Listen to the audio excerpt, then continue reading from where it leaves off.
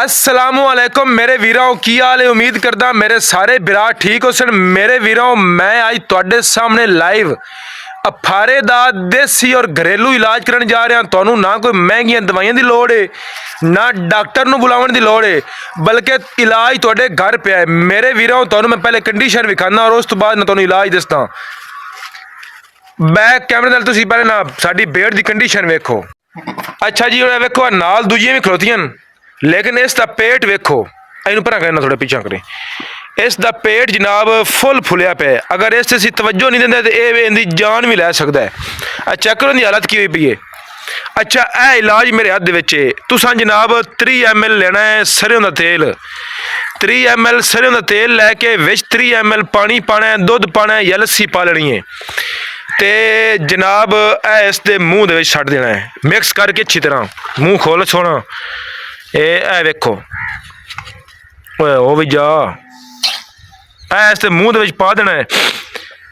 हुण तुसीं इहदी कंडीशन वेंदे पे हो बस ठीक 15 मिनटों के बाद मैं तुहानू ना वीडियो दे विच इहदी कंडीशन विखानी है। उनकी कंडीशन वेख लो कि इहदा पेट कितना फुलिया होया है। ये जनाब बीमारी इसकी जान भी लै सकती है अगर असीं तवज्जो ना करिए। हुण तुहानू मैं 15 मिनटों बाद इहदी कंडीशन विखानी कि इहदी कंडीशन की हो चुकी है। दोस्तों टाइम होया सिर्फ 20 मिनट। ऐ ले लीए जी आदि भी वेख लो कि ये हुण नॉर्मल हालत दे विच आ गई है सिर्फ 20 मिनट दे विच, और आके चराई करन लग पई है, फिट हो गई है, ठीक हो गई है।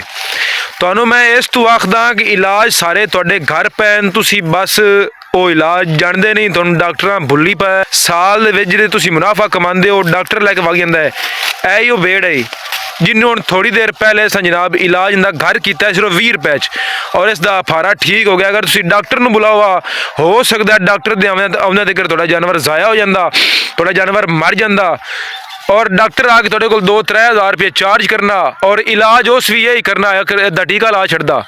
मेरे वीरों तुहानू इस तो आंदा कि इस चैनल चन्योड़ शी फार्म नू याद रखो और सबसक्राइब करो ताकि तुहानू जनाब देसी और सस्ते तरीके सिखाए जावन फार्मिंग दे, और तुहाडे जनाब जिहड़े अखराजात हैं फार्मिंग दे वो बिल्कुल घटाए जावन और तुहाडी वास्ते आसानियां पैदा कीतियां जा सकन।